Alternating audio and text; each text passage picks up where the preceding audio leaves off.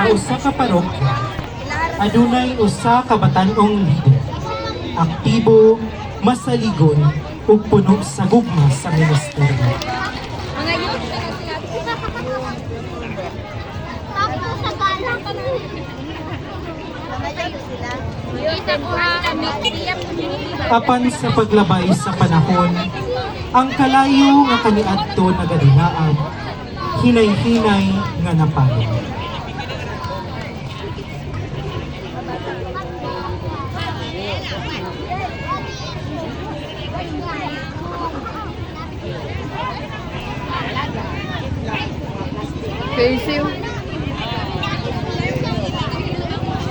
Siya si Marie, usa ka leader sa Kabatan-Unan. Kaniadto, siya ang permi nga naa sa unahan. Musangyaw, mudumala, ug musgot. Pero karon, siya na ang nangangahlan ug usos. Laman sa dating. Lord, ako na lang pero kaapoy na ba? Wala naman po sila makasakit sa iya.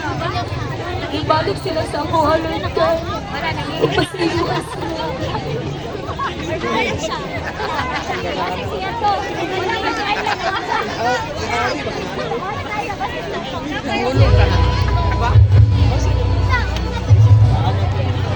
Ikaw ang